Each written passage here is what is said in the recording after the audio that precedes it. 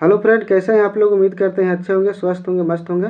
हम लोग इस वीडियो में आरपीएफ कांस्टेबल के 2 मार्च के जो सेकंड शिफ्ट में एग्जाम हुआ उसका एनालिसिस करने वाले हैं। इससे पहले के वीडियो में हम लोग फर्स्ट शिफ्ट का एनालिसिस करा दिए हैं। उसे आप लोग जाकर के जरूर देख लीजिएगा, लिंक डिस्क्रिप्शन में डाल दिए हैं। तो चलिए, जिनको भी पीडीएफ चाहिए टेलीग्राम चैनल पर ज्वाइन कर लीजिएगा, वहाँ पर पीडीएफ आपको मिल जाएगा। देखिए कैसा क्वेश्चन पूछा गया था, समझिएगा। हम लोग 9वीं अनुसूची किस संविधान संशोधन के तहत जोड़ी गई थी। तो यहाँ पे देखेंगे आंसर, भारतीय संविधान की 9वीं अनुसूची को संविधान के पहले संशोधन के तहत जोड़ा गया था। संविधान के पहले संशोधन के तहत जोड़ा गया था। यह संशोधन साल 1951 में हुआ था, जो कि प्रथम संशोधन था। उसके बाद क्वेश्चन पूछा गया था, तापमान की एसआई इकाई क्या है।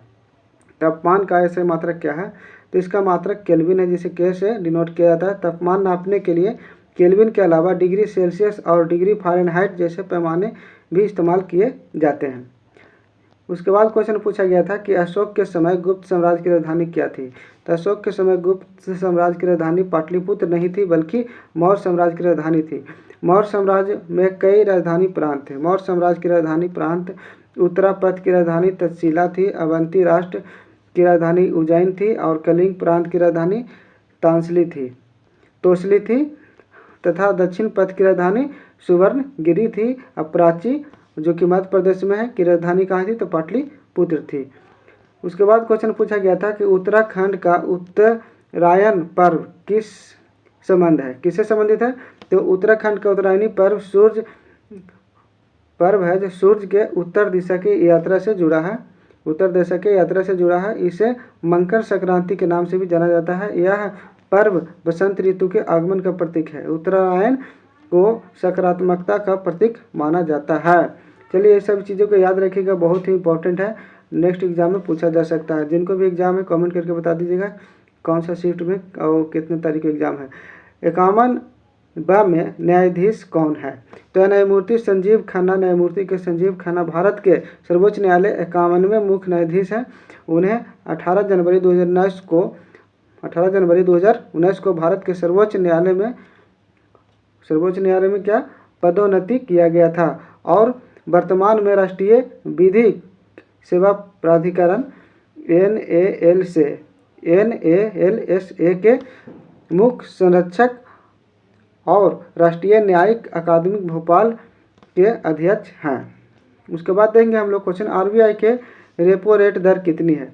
तो फरवरी 2025 को भारतीय रिजर्व बैंक RBI के द्वारा की गई घोषणा के अनुसार मौजूदा रेपो रेट है 6.25% और रिवर्स रेपो रेट दर है 3.35%, 3.35%।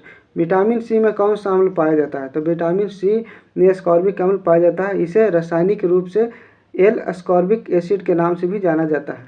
यह एक कमजोर 6 कार्बन शर्करा अम्ल है। इसकी संरचना पंचकोणीय वलय जैसी होती है।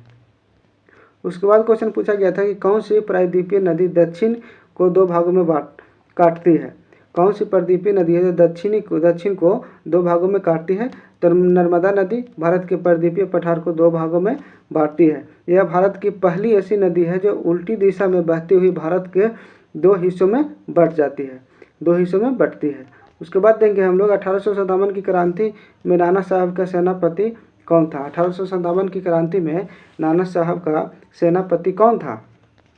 तो यहाँ पे हम लोग आंसर देखेंगे, 1857 के क्रांति में नाना साहब के सेनापति तात्या टोपे थे। तात्या टोपे नाना साहब के सबसे भरोसेमंद सेनापतियों में से एक थे। उसके बाद क्वेश्चन पूछा गया था, विवेकानंद शिकागो का सम्मेलन में कब भाग लिए थे। यहाँ पे आंसर हो जाएगा, स्वयं विवेकानंद ने 11 सितंबर 1893 को शिकागो में आयोजित विश्व धर्म सम्मेलन में भाग लिया था। इस सम्मेलन में उनके दिए गए भाषण को इतिहास की अमर घटनाओं में गिना जाता है। 2024 में नई वैक्सीन किस संबंध है। 2024 में नई वैक्सीन किससे संबंधित है। तो फाइजर बायोएनटेक कोविड 10वीं अनुसूची किस संविधान संशोधन के तहत जोड़ी गई है। तो 52वें संविधान संशोधन के तहत जोड़ी गई है। भारतीय संविधान की 10वीं अनुसूची 52वें संविधान अधिनियम 1985 के जरिए जोड़ा गया था। इस दल बदल विरोधी कानून के नाम से भी जाना जाता है। यह कानून संसद और विधानसभा के सदस्यों की अयोग्यता से जुड़ा है। शिक्षा अधिकार किस संविधान से जुड़ा है? शिक्षा का अधिकार है जो किससे जुड़ा हुआ है, तो देखेंगे हम लोग भारतीय संविधान के अनुच्छेद 45 6 साल से कम उम्र के बच्चों के लिए प्रारंभिक शिक्षा देखभाल के जुड़े प्रावधानों का जिक्र करते हैं। यह अनुच्छेद संविधान के भाग 4 में आता है। यह संविधान के भाग 4 में आता है। नीति निर्देशक तत्व, नीति निर्देशक तत्व इनमें से कौन सा नहीं है? कौन सा नहीं है? तो सूचना का अधिकार और स्थानीय स्वशासन के संबंध में कर्मकारों की भागीदारी, ये दोनों राजनीति तत्व में शामिल नहीं है। क्या है?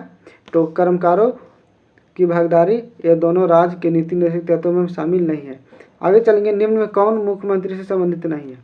निम्न में कौन मुख्यमंत्री से संबंधित नहीं है? ये क्वेश्चन पूछा गया था, तो ऑप्शन के अनुसार इसका आंसर पता लगेगा आप लोग को। तो यहाँ पे जीके जैसे इतना क्वेश्चन पूछा गया था। इससे पहले के शिफ्ट में हम लोग क्वेश्चन पहले के जो एग्जाम पर आता है उस शिफ्ट का क्वेश्चन का एनालिसिस करा चुके हैं, उसे आप लोग जरूर जाके देख लीजिएगा। तो अभी के लिए इतना ही, फिर मिलते हैं नेक्स्ट वीडियो में। Thank you.